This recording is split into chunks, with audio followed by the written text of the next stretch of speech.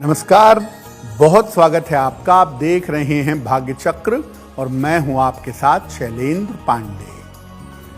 जीवन में जिस चीज का सबसे ज्यादा दूसरों पर प्रभाव पड़ता है वो है आपकी वाणी। लेकिन हर व्यक्ति की वाणी प्रभावशाली नहीं होती और कुछ लोगों की वाणी में समस्या भी होती है। तो आज हम बात करेंगे वाणी की समस्या के बारे में और इस समस्या के समाधान के बारे में। हम आज बात कर रहे हैं वाणी के बारे में।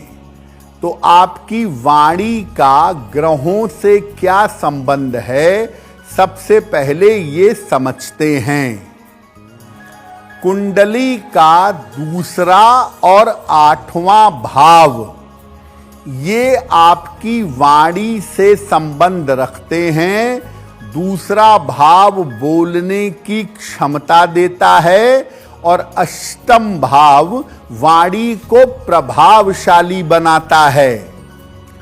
बुध मुख्य रूप से वाणी का ग्रह माना जाता है। बुध का मतलब होता है आपके बोलने की क्षमता। ये व्यक्ति को बोलने की शक्ति देता है। बृहस्पति अगर कुंडली में मजबूत है तो ये वाणी को प्रभावशाली इफेक्टिव बना देता है। बुध और बृहस्पति अगर दोनों का प्रभाव हो तो व्यक्ति अद्भुत वक्ता होता है, बहुत अच्छा बोलता है, बहुत अच्छा प्रेजेंट करता है।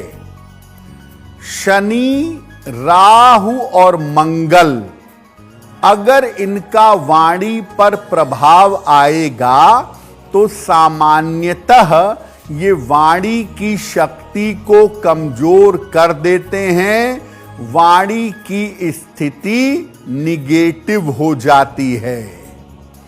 तो कुल मिलाकर ज्योतिष में दूसरा भाव, पहले नंबर पर बुध और दूसरे नंबर पर बृहस्पति आपकी वाणी को प्रभावित करता है।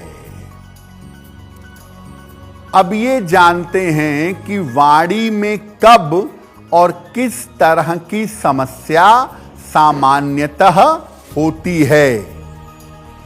अगर कुंडली में बुध की स्थिति बेहतर ना हो, बुध अगर कमजोर हो, गड़बड़ हो तो वाणी की समस्या हो जाती है।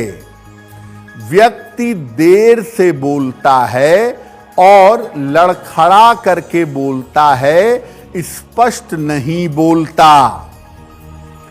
बृहस्पति अगर कुंडली में कमजोर है, बृहस्पति का प्रभाव कम है तो व्यक्ति अपनी वाणी से प्रभावित नहीं कर पाता।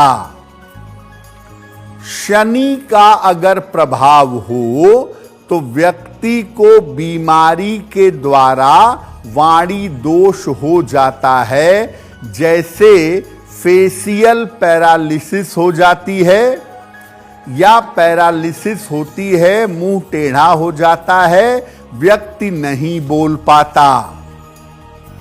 अगर वाणी पर राहु का प्रभाव है तो व्यक्ति जल्दी जल्दी बोलता है और अस्पष्ट बोलता है। मंगल का प्रभाव है तो व्यक्ति क्रोध में और जोश में आकर चीखता चिल्लाता है, वाणी तेज निकलती है और अभद्र वाणी का अपशब्दों का प्रयोग करता है। देखिए, वाणी से संबंधित बहुत सारी समस्याएं हैं। आपको बताते हैं कि वाणी की शक्ति को कैसे बढ़ाएं और वाणी की समस्या को कैसे दूर करें। अगर कोई बच्चा है, उम्र उसकी 1.5-2 साल से ज्यादा हो गई है और वो बोल नहीं पा रहा है तो क्या करेंगे? बच्चे को सुबह ब्रश करने के बाद तुलसी के 2 पत्ते खिलाइएगा। बच्चे को रोज शाम को 10 मिनट तक या 27 बार या 54 बार गायत्री मंत्र पढ़कर सुनाइए, माता या पिता में से कोई एक। बच्चे के गले में एक सोने का या पीतल का चौकोर टुकड़ा धारण करवाइएगा और बच्चे को फास्ट फूड मत खिलाइएगा। अगर ये उपाय आप करें तो आपके बच्चे का वाणी दोष दूर होगा, वो जल्दी बोल पाएगा। अगर किसी को बोलने में हकलाहट होती है, लड़खड़ाहट होती है, तो क्या उपाय करें? देखिए, लड़खड़ाहट या हकलाहट होती है राहु या शनि के प्रभाव से। क्या उपाय करें? रोज सवेरे सूर्य भगवान को जल चढ़ाइए और सुबह के समय हंग, ह पर बिंदु, हंग शब्द का रोज सुबह 5 मिनट या 10 मिनट जप करिएगा। भोजन में हरी सब्जियों का प्रयोग ज्यादा करिए और अगर हकलाहट या लड़खड़ाहट है तो एक पेरीडॉट नाम का रत्न चांदी के लॉकेट में डालकर काले या हरे धागे में गले में धारण करवाइएगा। बहुत सारे लोग ऐसे होते हैं जिनकी वाणी अभद्र होती है, खराब होती है। आदत की वजह से बिना चाहे भी उनके मुंह से गालियां और अपशब्द निकलते हैं। तो अगर आपकी वाणी अभद्र हो, खराब हो, तो कैसे ठीक करें? जल में जरा सी हल्दी डालकर उस जल से स्नान करिएगा। स्नान के बाद शरीर में चंदन की सुगंध लगाइएगा। अपनी तर्जनी अंगुली में एक सोने का या एक पीतल का छल्ला धारण करिएगा और रात को सोने के पहले अपने पलंग पर बैठकर ही नमः शिवाय का जप करिएगा। अगर आप ऐसा करते हैं तो आपके अपशब्दों की आदत छूटेगी, आपकी वाणी कोमल बनेगी और प्रभावशाली बनेगी। अब अगर आप चाहते हैं कि आपकी वाणी इंप्रेसिव हो, आपकी वाणी मजबूत हो, आप दूसरों को प्रभावित कर सकें, अगर वाणी को प्रभावशाली बनाना है तो क्या करेंगे? रोज सवेरे जल में हल्दी मिला करके सूर्य भगवान को जल अर्पित करिएगा। हल्दी का तिलक अपने माथे पर और अपने कंठ पर लगाइएगा।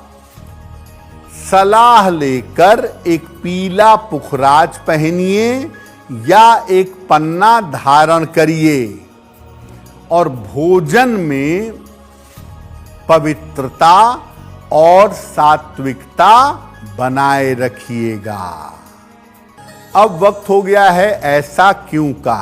ऐसा क्यों में हम आपके मन और जीवन से जुड़ी तमाम दुविधाओं का सरल समाधान करने का प्रयास करते हैं।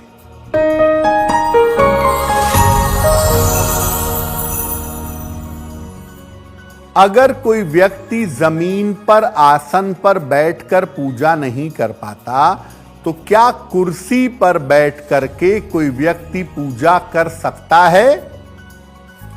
देखिए, पूजा का नियम यह है कि आपका शरीर जमीन से सीधा स्पर्श ना हो और आपकी पीठ बिल्कुल सीधी रहनी चाहिए। तो आप कुर्सी पर बैठकर भी मंत्र जप कर सकते हैं, साधना कर सकते हैं, लेकिन अपने पैरों के नीचे एक दरी या एक आसन डाल लें और कुर्सी पर बिल्कुल अपनी पीठ सीधी करके तब मंत्र का जप करें या तब पूजा करें या तब ध्यान करें, तो आपको लाभ अवश्य होगा। अगर आप मुझसे जुड़ करके अपनी समस्याओं का समाधान चाहते हैं और चाहते हैं कि आपकी समस्याओं को ज्योतिष के माध्यम से सुलझाया जाए, तो आप हमसे संपर्क कर सकते हैं, जुड़ सकते हैं एस्ट्रो तक पर।